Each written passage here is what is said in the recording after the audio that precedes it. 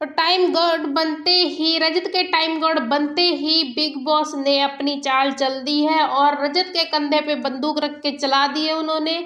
और वो कैसे आपको बताते हैं पूरी अपडेट। तो बिग बॉस में जो टाइम गॉड नॉमिनेशन करता है तो वही चीज बिग बॉस ने दोहराई है और अपनी चाल चली है। ठीक है, बिग बॉस ने क्या किया ये आपको बताते हैं। बिग बॉस ने 7 लोगों को जो नॉमिनेट थे उनमें से किसी को सेव करना था और किसी को मतलब दोबारा नॉमिनेट करना था, तो वही चीज करवाई है।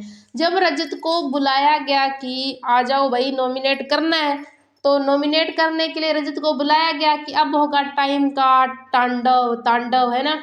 तो वही चीजें रिपीट हुई, तो वही रजत आ जाते हैं और रजत करते हैं नॉमिनेट। तो जो पहला नॉमिनेट करते हैं वो सीधा सीधा करण को कर देते हैं, क्योंकि वहाँ पे रजत अपना ही ओपिनियन रखती हैं कि करण तिल्ली लगाने का काम करता है।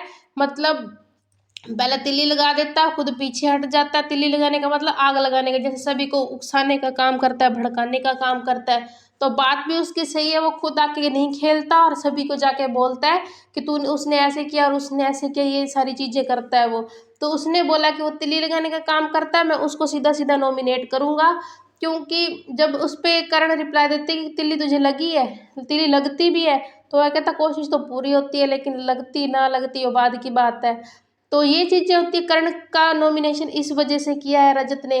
और दूसरा नॉमिनेशन बिल्कुल शॉकिंग है और इसमें भी रजत का अपना ही ओपिनियन है कि कशिश को नॉमिनेट किया उसने। कशिश को नॉमिनेट करने का सबसे बड़ा कारण, अब सब सोच रहे होंगे कि कशिश ने तो टाइम गॉड बनने में उसका साथ दिया था, लेकिन फिर भी रजत ने उसको नॉमिनेट कर दिया। लेकिन इसमें कशिश की गलती है, कशिश की ये गलती है, रजत ने जो बताया कि कशिश जो है वो शिल्पा के साथ बैठी रहती है, शिल्पा के साथ बैठी रहती है, तो फिर वो उसका साथ नहीं दिया तो फिर वो मेरी कहाँ से होगी, मतलब मुझे भी धोखा दे सकती है अगर मेरे साथ रहेगी। तो इस बात पे कशिश बहुत ज़्यादा गुस्सा मतलब हो जाती है और वो कहती है कि अगर मतलब तू इतना अच्छा होता तो फिर तू जेल क्यों गया था। मतलब उसका कोई पास्ट है रजत का, वो जेल में गया हुआ है, तो वही उसका पास्ट है, तो उस पर वो दिखा रही है, कशिश पे चीज़ें कर रही है। लेकिन नॉमिनेट तो हो चुकी है, अब देखो घर से बाहर होती है कि नहीं।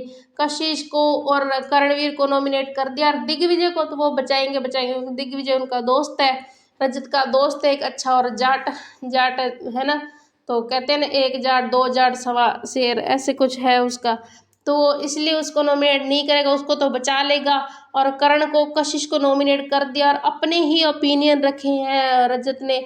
तो मतलब बड़े अच्छे ओपिनियन थे, वैसे तो टाइम कोड भी बनाया तो अच्छा ही बनाया है, क्योंकि करणवीर ने कहा था, सॉरी रजत ने कहा था कि मैं उसी को बाहर निकालूंगा जो बेकार में घर में पड़ा है। तो क्या था, अब बग्गा जी बच सकते हैं या नहीं बचेंगे ये तो अब भगवान जाने। सारा को वो नहीं करेगा क्योंकि सारा अरफीन की वाइफ और अरफीन उसके अच्छे दोस्त भी थे, तो सारा को शायद नहीं करेगा, वो बग्गा को तो करेगा ही करेगा। तो करण को, बग्गा को, कशिश को, इनको सारों को नॉमिनेट करेगा रजत। और इनको तो पक्का कर दिया है, अब देखते हैं क्या करता है ये आगे।